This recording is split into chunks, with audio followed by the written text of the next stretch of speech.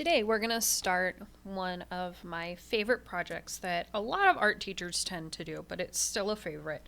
And we are going to create a radial design. So everybody's going to start with a square piece of paper, and it doesn't really matter if you are using a 9x9 or a 12x12 or a little bit larger. It will still work pretty much the same. So we're going to start by folding our paper in half. And again, I do like using the table to help me. So I line up my edges, hold it down, crease.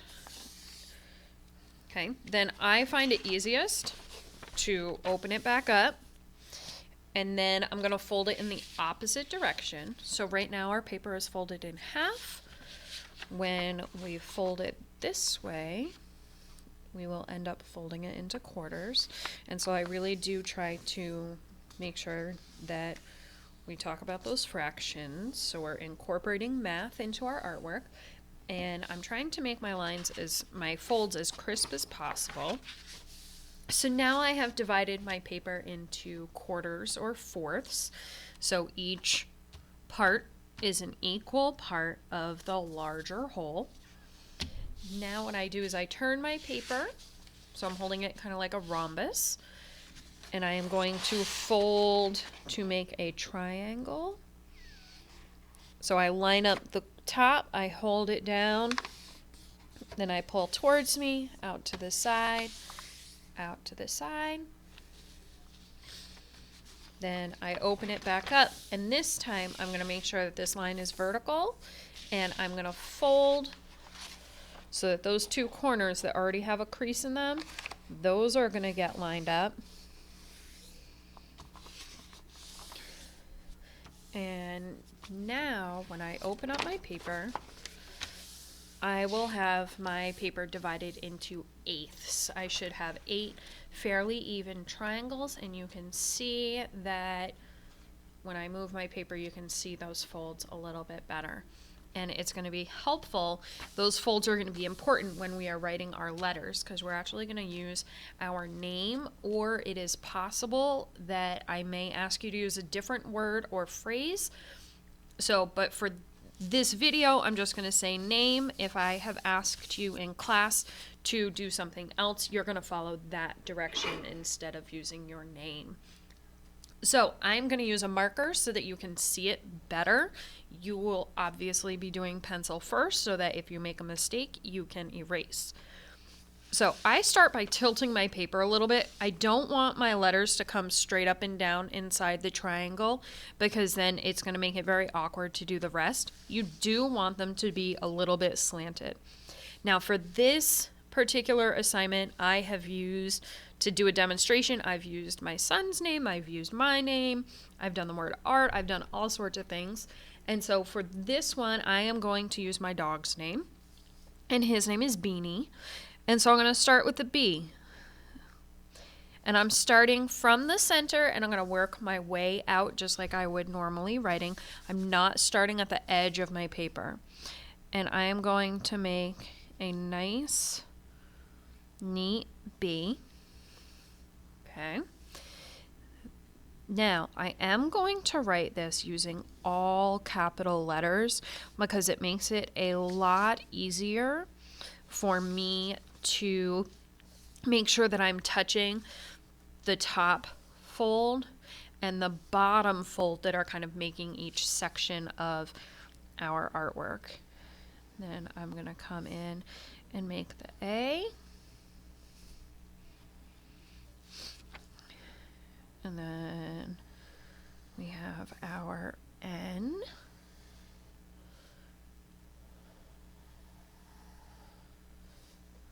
I have my I. And I know that the top and the bottom are crooked, and that's all right. And then I have my E at the end. And again, it helps if you work carefully and slowly. So now I have it laid out in 1/8 of my paper. So now what I'm going to do is I'm going to turn my paper a little bit, and I'm now going to work in this triangle. I find it easier to do one triangle and then do the triangle below it.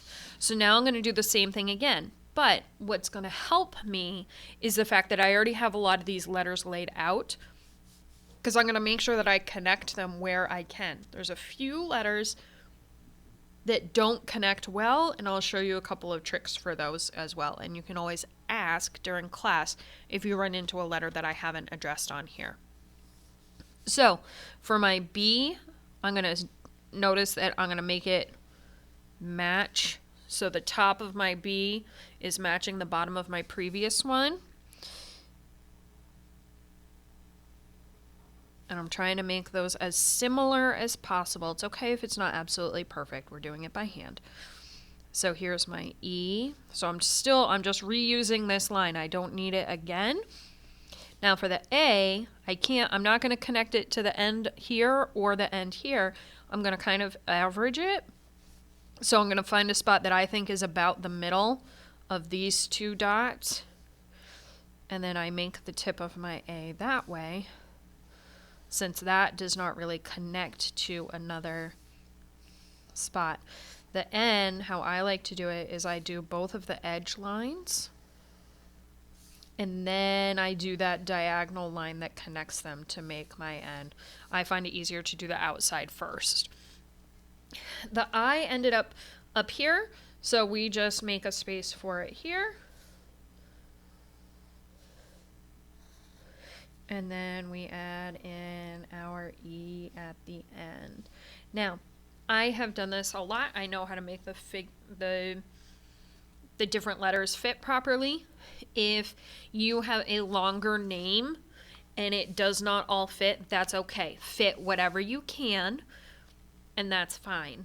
If you have a shorter name, so if this was just Bean, what I would recommend is that you add your last initial at the end. So you would leave a space and then add your last initial just to use that space. Because if you have like all of this is empty space, it's not going to be nearly as interesting when you go to add color later. So I'm going to keep doing this all the way around, and I'm going to keep trying to make it line up as best I can. This part can get a little bit tricky. It is okay if yours ends up being a little bit more of a spiral. So if you start bigger and end up smaller, or if you start smaller and end up a little bit wider, that's okay. It will still look awesome. But what I am looking for is neatness, of course, always. And can you create this radial design? So I call it a radial design because it's going around in a circular shape. And if we were in geometry, or frankly even being in art, we would call this a radial pattern, or that this has radial symmetry. So as we go around, the pattern is repeating. The pattern is repeating in a circle. Even though we are using a square piece of paper, it would still work quite well on a circular piece of paper as well. So I'm just going to keep going around. You are going to work on yours, getting your name written in the first triangle, and then work on getting yours to fit in the other spaces as well.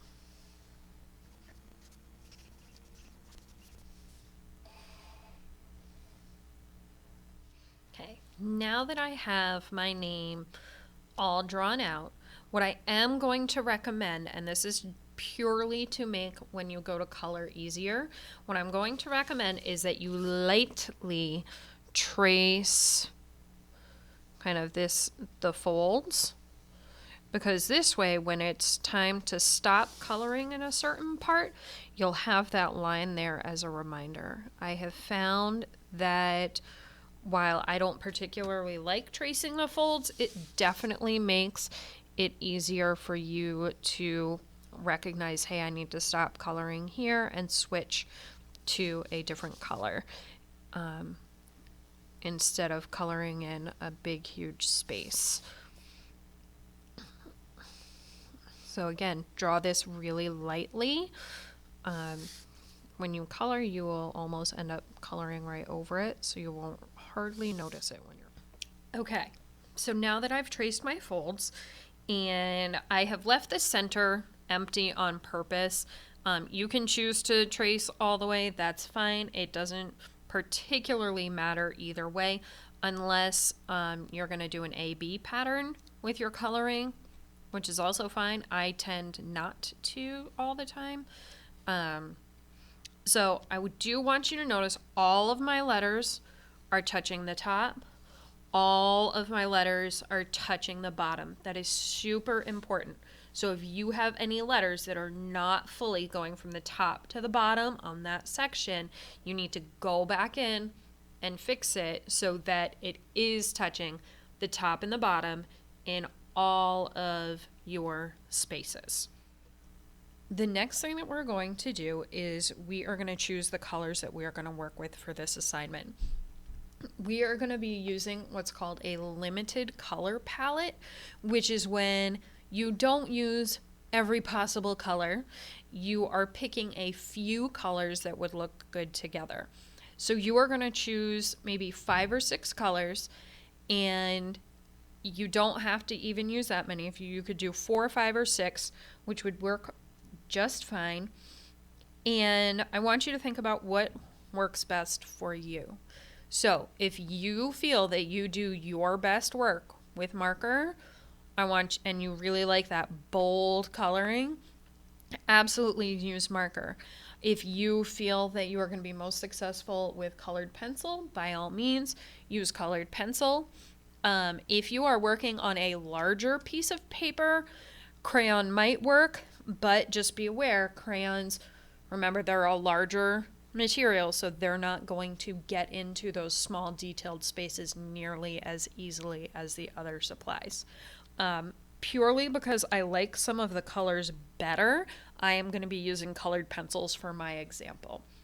So I have chosen 5 colors. I have chosen yellow, yellow-green,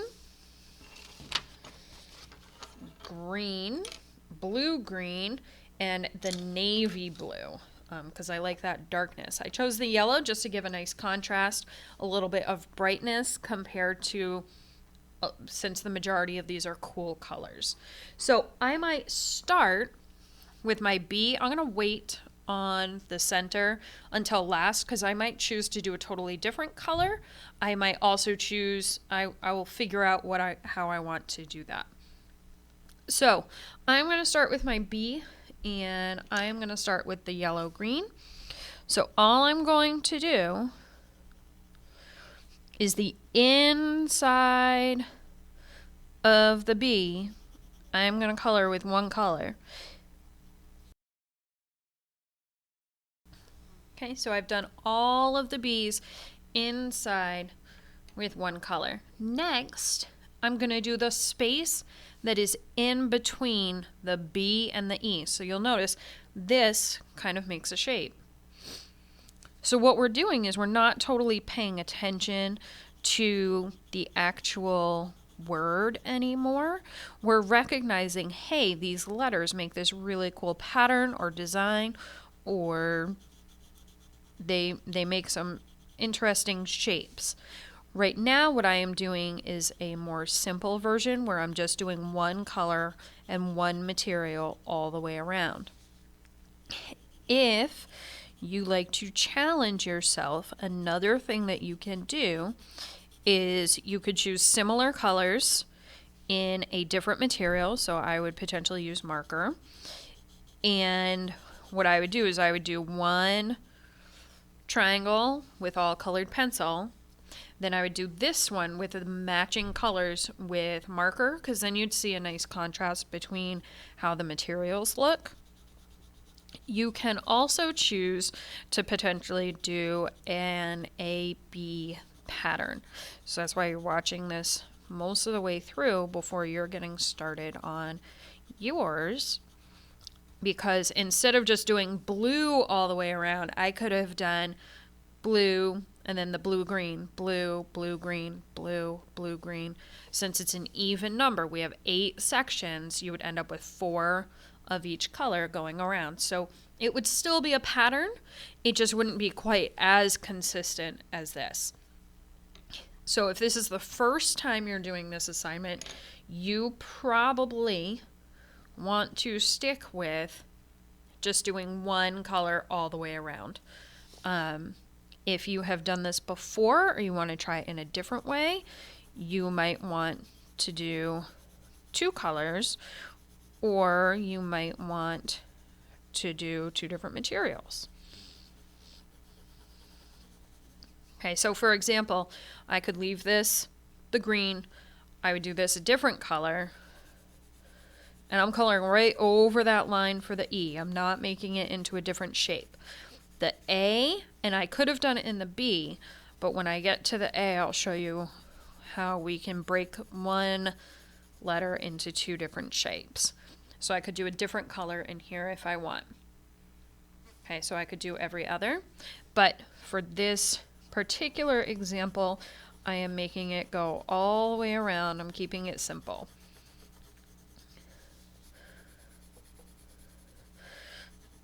Coloring is a huge part of this, so I do want you to be aware of your coloring and really make it your very best, because it will be very obvious if you did not.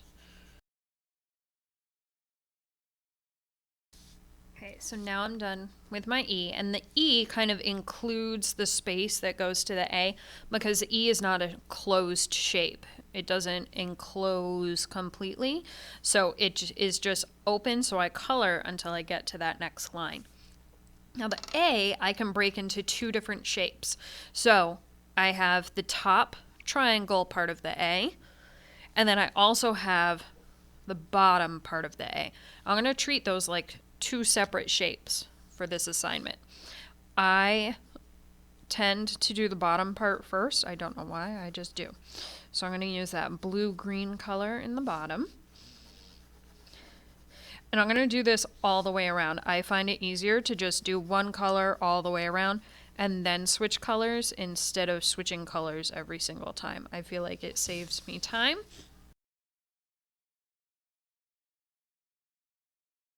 Okay, so at this point I have done the bottom section all the way around of the A's, and next I'm going to do the top section, which is kind of that triangle shape. I'm going to add that yellow in kind of as a nice bright pop of color. Okay, so now I have the yellow all the way around. Next, what I'm going to color in is the space between the A and the N.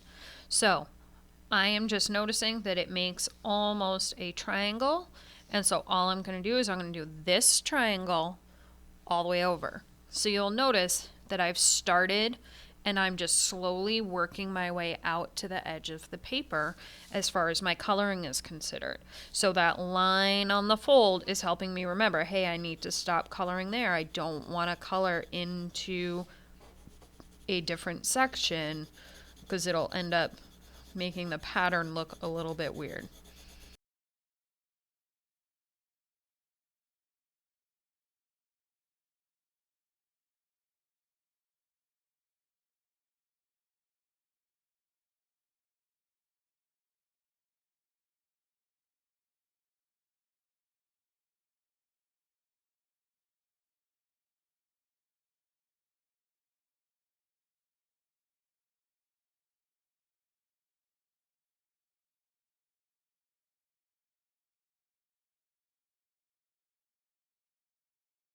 At this point, I have finished all of my coloring, and you'll notice that I started out with smaller spaces and they gradually got bigger, but then they started getting smaller again. One of the things that is going to be a little tricky is if you're going to use colored pencil, it will take you a little while just because it takes a little bit longer because they have a smaller tip. And out in here, I just ended up making almost like a ring going around because I was doing just one color all the way around. This is where you could, again, do an A-B pattern. So you could do like the yellow, green, yellow, green, yellow, green, all the way around. That would help kind of break this up a little bit.